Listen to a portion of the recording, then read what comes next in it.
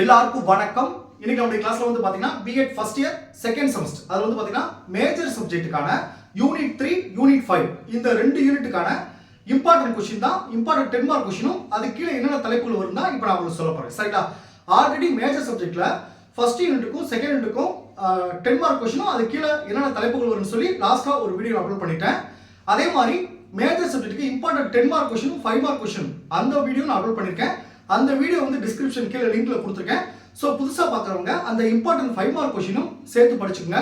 நீங்க இம்பார்ட்டன்ட் கொடுத்த அந்த 5 மார்க் क्वेश्चனும் சேர்த்து படிச்சீங்கன்னா இதுல வந்து பாத்தீங்கன்னா உங்களுக்கு 5 क्वेश्चन நீங்க அட்டெண்ட் பண்ணிடலாம். சரிங்களா? இப்போ பாத்தீங்கன்னா இன்னைக்கு நம்ம கிளாஸ்ல வந்து பாத்தீங்கன்னா யூனிட் 3 யூனிட் 5 இந்த ரெண்டு யூனிட் தான் பார்க்க போறோம். யூனிட் 3ல ஒரு ரெண்டு 10 மார்க் क्वेश्चन இருக்கு. நல்லா கவனிச்சுங்க. இந்த ரெண்டு 10 மார்க் கண்டிப்பா படிச்சீங்கன்னா இதுல இருந்து உறுதியா ஒரு क्वेश्चन வந்துரும். சரிங்களா? இந்த ரெண்டு 10 மார்க் கீழ இருக்க தலைப்பு எல்லாரும் படிச்சிருங்க. क्वेश्चन வேணா இன்டைரக்டா கேட்கலாம். பட் என்னன்னா இந்த ரெண்டுல இருந்து ஒன்னு உறுதியா வரும். சரிங்களா? அதே மாதிரி பாத்தீங்கன்னா யூனிட் 5ல 4 10 மார்க் क्वेश्चन கொடுத்திருக்கேன். இந்த 4 10 மார்க் क्वेश्चனும் ஆல்ரெடி நீங்க கற்றலுக்காக மதிப்பிடுதல் அந்த சப்ஜெக்ட்ல படிச்ச क्वेश्चन தான். சரிங்களா? ஆல்ரெடி அதை படிச்சிருப்பீங்க.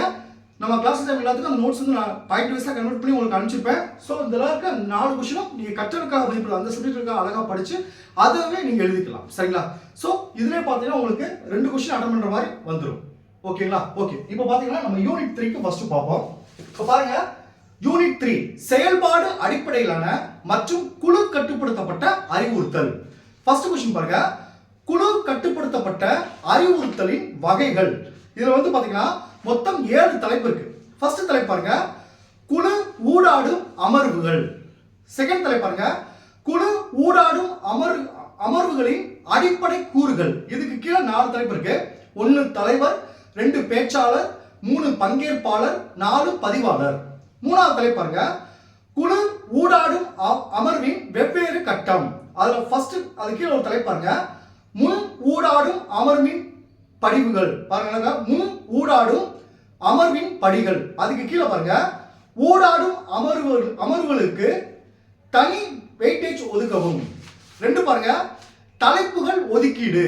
3 பாருங்க விளக்க காட்சியின் தேதிகளை தீர்மானிக்கவும். அடுத்து பாருங்க எழுதுதல்களை தயாரிப்பதற்கு மாணவர்களுக்கு வழிகாட்டுதல் மற்றும் ஊக்குவித்தல். அடுத்து இருக்கை ஏற்பாடு செய்தல். அதுக்கு கீழ ரெண்டாவது தலைப்பு பாருங்க ஊடாடும் அமர்வை நடத்துதல். அதுக்கு கீழ துவக்குபவர், ஊக்கமளிப்பவர், எளிதாக்குபவர், மதிப்பீட்டாளர், கட்டுப்படுத்துபவர். அடுத்து 4வது தலைப்பு பாருங்க பிந்தைய ஊடாடும் அமர்வு செயல்பாடுகள். 5வது தலைப்பு பாருங்க குழு பணியை உள்ளடக்கிய குழு செயல்பாடுகள். 6வது தலைப்பு பாருங்க குழு விசாரணை. 7வது தலைப்பு பாருங்க குழு திட்டங்கள். இந்த தலைப்புலாம் வரும். அடுத்து 2வது கேள்வி பாருங்க செயல்பாடு அடிப்படையிலான அறிவுறுத்தலின் வகைப்பாடு. இதுல ஃபர்ஸ்ட் பாயிண்ட் பாருங்க வேடம் ஏற்றல். அதுக்கு கீழ சப் பாயிண்ட் பாருங்க முதல் சப் பாயிண்ட் பாருங்க ஒரு வேடம் ஏற்றல் பயிற்சியை எவ்வாறு நடத்துவது. அது கீழ அமைத்தல், நாடக மேடை, பின்தொடர்தல். செகண்ட் தலைப்பு பாருங்க ஒரு பயிற்சி நுட்பமாக வேடம் ஏற்றல் விளையாட்டின் நோக்கங்கள். தேர்ட் பாயிண்ட் பாருங்க பங்கு வகிக்கும் அம்சங்கள் செய்து கற்றலுக்கான ஒரு பயிற்சி முறையாக.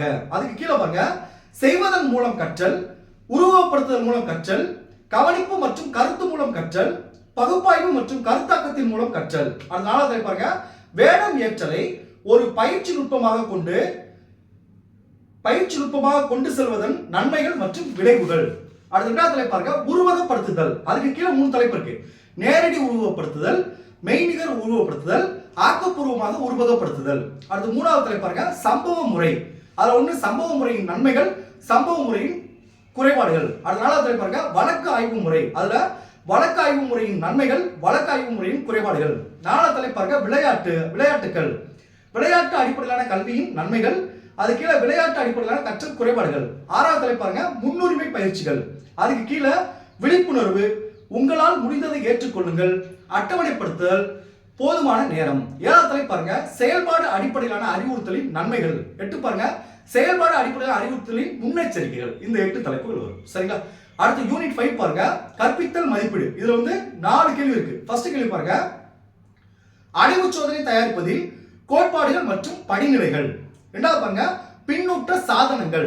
3 பாருங்க சோதனை இனங்களை அமைப்பதில் கொள்கைகள். 4 பாருங்க திட்ட வரைவு மற்றும் வினாத்தாள் வடிவமைப்பு. இந்த 4 10 மார்க் क्वेश्चन உங்களுக்கு முக்கியம். Okay, thank you students.